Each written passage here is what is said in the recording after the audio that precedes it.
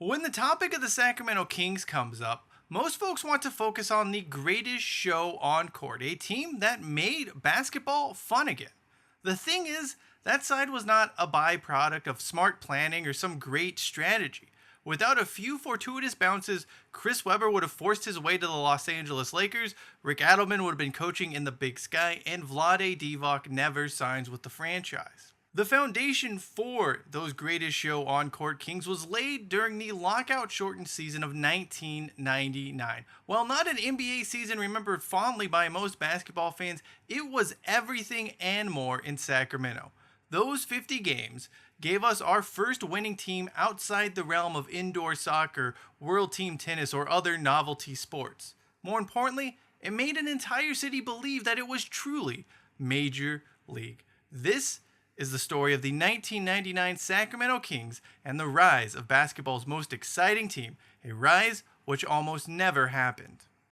The Kings moved to Sacramento in 1985, and for the first 13 seasons in franchise history, it never finished with a winning record. There were two token playoff appearances mixed in there, but mostly it was just forgettable players participating in NBA games that had no meaning. Not exactly the most exciting life for a professional sports town. Growing up in Sacramento during the 1990s, it was something you just sort of had to experience for yourself. It was very much the proverbial quadruple A city, if such a thing exists. We had the Kings, but they were habitually bad. For all other sports, you had to glom on to the Bay Area, which perpetually lorded above Sacramento. And then, as a Northern California resident, we had Southern California lording above us. It was just such an odd experience from a sporting standpoint. As for those Sacramento Kings, well, they were passionately supported despite being on the slow boat to nowhere. From their first game in Arco Arena 1 to November 1997 in Arco Arena 2, the team sold out 497 consecutive games. Fans did not get much bang for their buck. I mean, I once saw the Kings lose to a Washington Bullets team starting George Murison, Juwan Howard, and Rasheed Wallace in the front court. The mid-1990s NBA. I love this game. By and large, the Kings' first 13 seasons in Sacramento were bad without being flat out terrible. They made the playoffs in their first season in town as well as in 1995-96, but both of those sides finished below 500. It should also be noted that 8 out of the 12 Western Conference teams in 1985-86 made the playoffs, so that wasn't even much of an accomplishment. And on both occasions, the Kings did advance to the postseason. They were brushed aside in the first round by superior opposition. Things bottomed out for the franchise under Eddie Jordan, a nice guy but woefully overmatched as an NBA head coach. Arco Arena's sellout streak did come to an end early on in that 1997-98 season, and the roster from top to bottom was brutal. The team was running out second-round draft pick Anthony Johnson as starting point guard, and undrafted rookie Yogi Stewart was its sixth man. Look, Yogi Stewart was a great story as a former Kings ball boy who eventually made the team, but he had no business playing as many minutes as he did that season. It really just goes to show you how poor the roster was overall. After finishing 27 in 55, the 1998 offseason would be very peculiar for Sacramento, who knew they needed to make some major changes. They needed to do something, but were bereft of an actual plan. Everything started with a fairly shocking trade that happened during the 1998 NBA playoffs. It was then the Kings and Bullets announced a deal that would send Chris Webber to Sacramento in exchange for Mitch Richmond and Otis Thorpe. Both in hindsight and at the time, this seemed like an awful deal for Washington, who was exchanging an all-star in his mid-20s for two 30-something players on the backsides of their career. Now, it does need to be mentioned, Webber did not have the best reputation in NBA circles. He had forced his way out of Golden State and worn out his welcome in the nation's capital. It was also widely known at the time of the trade that Webber had absolutely no interest in being in Sacramento or playing for the Kings. However, the team still felt comfortable enough to make the deal. After all, if Webber didn't report, things couldn't get much worse. In recent years, Webber has actually gone on to admit his end goal was to get to Los Angeles, where he would play alongside Kobe Bryant and Shaquille O'Neal. Of course, that did not happen, but we'll get to that more in a minute. The next move after landing Weber was to convince Peja Stojakovic to finally come and bring his talents to Sacramento. The team had selected him in the first round of the 1996 NBA draft, but Stojakovic opted to stay in Greece where he dominated both the domestic league and did well in the EuroLeague. It took some convincing, but they did land their draft pick and got him to swap his team in Greece for the Sacramento Kings, and the second piece of the puzzle fell into place. With Weber and Stojakovic in tow, point guard became far and away Sacramento's biggest need. Anthony Johnson was not the answer, at least not as a starting point guard. That presented Kings general manager Jeff Petrie with a bit of a dilemma as to what he was going to do with the 7th pick in the NBA draft. Mike Bibby was head and shoulders the top point guard prospect, but was going to be long gone by the time the Kings would be on the clock with the 7th selection. Jason Williams was unquestionably the next best point guard prospect in that year's draft, but he came with character concerns. He had been suspended by the University of Florida because he had 5 on it like all the time. Pickings got really slim after Williams though. Bryce Drew, Tyrone Lue, and players of that ilk. Petrie decided, screw it, he was going to roll the dice here and took Jason Williams' character concerns and all with the 7th overall selection. In many ways, it did make sense. He'd already taken a gamble on Weber, so why not try one again with Jason Williams? These moves, by the way, were not well received in Sacramento, but Petrie did have one thing working in his favor. The impending lockout meant the furor over Williams and Weber about playing in Sacramento, all of that would fade into the background as basketball would shut down. The lockout went into effect on July 1st, 1998, which meant rosters were frozen. At this point in time, months removed from the end of the season, Eddie Jordan is still the head coach of the Sacramento Kings, a position he held until August 18th, when he would eventually be relieved of his duties. The firing was such an oddly timed decision, and one that doesn't even make a heck of a lot of sense to this day. Kings managing general partner Jim Thomas said the plan all along was to fire Eddie Jordan based on results. But if that was the plan all along, why would you wait 4 months from season's end to do so? Not only that, but the team had made a whole bunch of roster decisions, and clearly Jordan had to have had some input into these. Like, it wasn't like he was just sitting at home doing nothing while the team was making moves. So the idea that the Kings were going to fire Jordan all along makes no sense based on the timing of it and based what they did in the offseason up to that point. Now, this coaching cycle overall was a bit odd because of the lockout, but all teams apart from the Milwaukee Bucks had at least fired their coach before the lockout began. The Nuggets, Bulls, and Clippers never got around to hiring new coaches, but that was mostly a move to save money. Why pay a head coach who can't do any coaching because of the lockout?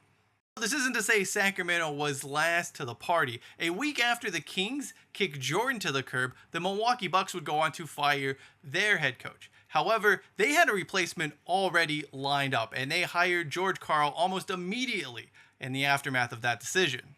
Don't worry, buddy, you'll find your way to Sacramento just yet. As for the Kings, they did not seem to have a plan in place to replace Jordan. Interviews took place, a short list of candidates was drawn up, but it was nothing particularly inspiring, all things considered. A month after firing Jordan, or more than a month after firing Jordan, Petrie, you know what, just said, screw it, I'm going to hire Rick Adelman because that's who I want. The two were friends and had experience working together. Adelman also had a hell of a run with the Portland Trailblazers, but he spent 2 seasons with Golden State that didn't go well and was sitting on the sidelines not looking likely for another NBA gig. In fact, his job prospects were so slim that Adelman was about to take the job as the head coach of the Portland State Vikings before the Kings reached out at the last minute. Like the Weber trade drafting Jason Williams, hiring Adelman felt like Petrie just taking a home run swing here. He was probably getting fired unless the team started winning anyway, so why not take the gamble and go with your gut? With several key pieces in place, there was really nothing more the Kings could do until the lockout ended. That would happen in January of 1999. This led to a mad dash for teams to fill out their rosters. Sacramento, which had not really found much success in free agency over the years, made a rare splash when it signed center Vlade Divac to a 6-year contract. This was seen as a mistake and an overpay in many NBA circles because Vlade was 30 years old and no one was really sure how his game was going to age. That kind of ignores the reality that the Kings have to overpay for any free agent. Giving him 6 years and the money he wanted was simply the only way they were going to get him to play for the team. Also added via free agency were Vernon Maxwell and John Barry, who were just brought in to shoot threes off the bench. The rotation was rounded out by a trio of returning Kings players: Corliss Williamson, Tariq Abdul-Wahad, and Lawrence Funderburk. As all of that was happening in free agency, the big question surrounding the Sacramento Kings was, would Chris Webber report to the team? It had been widely reported in the media that the former Fab Five member was going to demand to be traded from Sacramento without even having played a game, without ever having actually spoken with anyone in the Kings organization. Webber and the Kings had no communication, no contact between the time he was traded to the franchise and the end of the lockout. Now, of course, some of that was imposed by lockout restrictions, but even into January, as the lockout was ending and teams were again allowed to engage players, Webber and the team had not talked. However, Adelman made a fairly shrewd addition to his coaching staff, hiring Webber's former Michigan coach, Steve Fisher. The belief here was that Webber would at least return Fisher's call. Like, Petrie and company couldn't get a hold of him, but they had some reason to believe Fisher would speak to Webber. And as it turns out, they did speak, and Webber eventually showed up to training camp. Even with Webber in the fold, no one knew what the hell to expect from this Sacramento team. It looked pretty volatile on paper, and then you had the history of Sacramento having never finished above 500. When you looked at the roster, it was cast-offs, it was misfits, it was characters. It was a very odd group, a motley crew of players. The opener in San Antonio was pretty ugly. Sacramento trailed by 25 after the third quarter. Chris Webber would shoot 2 3-pointers in this game, and that really became a telltale sign of how the Kings were performing in any given game in 1999. If Webber shot more than 1 3-pointer, chances are the Kings were getting blown out in that game. It was an uneven first month for those Sacramento Kings, and that was sort of to be expected. Remember, the lockout ended on January 20th. The opening tip for the NBA season was February 5th. The Kings were coming into the season with 3 new starters and a new head coach trying to install a system. There were always going to be growing pains, and who knew if it was even going to work at all. That being said, there were certainly some highlights mixed in. A 3-game winning streak, including a victory over the Seattle Supersonics in overtime, showed some glimpses of what Sacramento could potentially be. They finished February with a record of 6-7, certainly nothing to write home about. However, in those 6 victories, an interesting trend began to emerge because in each win, they scored more than 100 points, and they did so playing a fast, open brand of basketball. March was not the best month for the Kings, who were competitive in most games, but hadn't quite put everything together. At one point during the month, the team lost 7 out of 9 contests, and it sort of seemed like the Kings were just heading towards another lottery appearance. The turning point for the season was March 30th and a home showdown against the defending Western Conference champion Utah Jazz. Chris Webber was away from the team, which meant a rout at the hands of Stockton and Malone seemed like a formality. The Kings trailed by 8 at the half, but blitzed the Jazz to open up the second stanza and would take the game to overtime. Not only did Sacramento go on to win, they did so because of Vernon Maxwell, who put in a classic performance. Okay, not that classic Vernon Maxwell performance, but the on-court gunner variety he was also known for. The Kings ended March with a 14-18 record, but there seemed to be a belief things were finally turning around, that the players were figuring things out, and that they could hang with anyone in the league. In mid-April, a pair of overtime home losses to Utah and Seattle dropped the Kings to 9th in the standings, 1 game out of the final playoff position. They would lose only once for the remainder of the season. Now, the Kings benefited from a schedule that was heavily backloaded with home games. 12 of their final 16 contests were to be played at Arco Arena, and of their 4 road games, well, 2 were still in the state of California. The Kings would win 5 in a row to reach 500 before losing to the Golden State Warriors in Oakland. They then won 5 more to close out the year and finish with a 27-23 record. Not only was this the franchise's first winning season ever in Sacramento, but it locked up the number 6 seed in the NBA playoffs. There, they would be matching up against the 3rd seeded Utah Jazz. While Sacramento finished the season series 1-2 against Utah, all 3 games went to overtime, and there was a real belief that the Kings could pull off the upset. The team did not really match up all of that well against the top-seeded San Antonio Spurs or the 2nd-seeded Portland Trailblazers, but the Jazz, they played the Jazz really tough. Game 1 in the series was ugly for Sacramento. They trailed by 17 after the first quarter, and things only went downhill from there. This 30-point beatdown featured a number of shocking performances by the entire Kings team. They only shot 36% from the field, but perhaps even more worrying was the defensive performance. Greg Ostertag and Adam Keefe combined for 29 points on 13 of 18 shooting. That should never, ever, ever happen. Game 2 was an entirely different story. Vlade Divac played 41 minutes of inspired basketball, finishing with 18 points, 8 assists, and 7 rebounds. Jason Williams was doing Jason Williams things throughout. It was a thing of beauty. It was a performance that not even the most diehard Kings fans could have imagined their team producing. It also meant that the series headed back to Arco Arena tied at 1 game apiece. The city was psyched for Game 3. While the Kings also earned a road split the last time they were in the playoffs, no one thought they were beating Seattle. And that team with Olden Polynice and Tyus Edney among others, they were not entertaining to watch in the slightest. This version of the Sacramento Kings were not only winning games, not only in the playoffs, but they were playing an exciting, fun brand of basketball.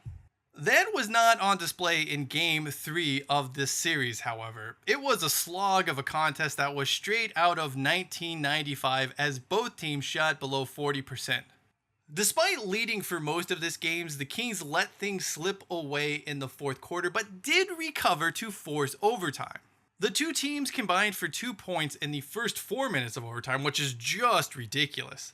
Eventually, a pair of Vlade Divac buckets gave the Kings the lead for good and gave the side a chance to win the series in front of its home fans. Then Game 4 happened. Game 4 was this. You should have stayed with me. You should have stayed with me. Even now, I don't really know what to say. The Kings were not good defensively all season, and this very play was really an embodiment of those defensive struggles. It should have never been allowed to happen. I don't know how it happens. It's just a bad defensive play. Perhaps worst of all, though, is that during the post-match aspects of this game, fireworks are being shot off. It was an embarrassing look all the way around. Pick and roll has been a staple of the Utah Jazz offense. Tell me a little bit of what happened, the shot, the sequence of that whole last shot. Well, we haven't been very effective at it. They've done a good job defending. Game 5, in many ways, it just felt like an inevitability. I know the Kings had chances to win this game. They were in control at different parts of the contest, but anyone who's lived in Sacramento, anyone who'd followed the Kings up until this point, they didn't really think we were going to win. More poor defense allowed Byron Russell to tie things up late in the game, and then Vlade Divac missed 2 great chances to give the Kings the win as the 4th quarter came to a close. Overtime was a mere formality as the Jazz sent Sacramento packing. Look, the ending to the season sucked, and the start of it wasn't anything to write home about either. But this 50-game season and those 5 playoff games would build the foundation that would eventually become the most exciting team in the NBA during the 2000s. It may not have been well formed in 1999. It wasn't quite there yet, but it was such a joy to watch even at this early stage. The rise of basketball's most exciting team, though, it was far from intentional. Rick Adelman almost took a job at Portland State. Chris Webber was very serious about not reporting to Sacramento. And really, a general manager with something to lose probably makes more conservative moves than what Jeff Petrie did to build this 1999 Sacramento Kings team. It was misfits, cast-offs, and guys who found themselves in the last chance saloon. And they all came together to build a brand of basketball that was breathtaking. Even if not all of those 1999 Kings players made it to the greatest show on court era, they helped build it, they helped create it, they helped make it possible. And that brand of basketball is one that is still fondly remembered across the world to this day. To that end, I will never forget passing a toy shop in Athens, Greece in 2011, walking by it and seeing a massive Lego Chris Webber. I had to go inside, and I eventually had a conversation with the owner who gushed about the Kings of that era. It was surreal to me that thousands of miles away, halfway across the globe, that this upstart team from my not particularly interesting hometown could have made such an impact. And in 1999, that is when it all started. Sacramento may have lost to the Utah Jazz in the 1999 NBA playoffs, but it was just the start of the rise of basketball's most exciting team. Thank you for watching this video. If you'd like to take a look back at one of the more embarrassing sagas from Kings history, we'll learn about how their general manager was fired over $125 worth of stamps. True story, by the way. This does it for me. I'm Cheyenne Hollis. This is The Touchback, and as always, hashtag take it out to the 25.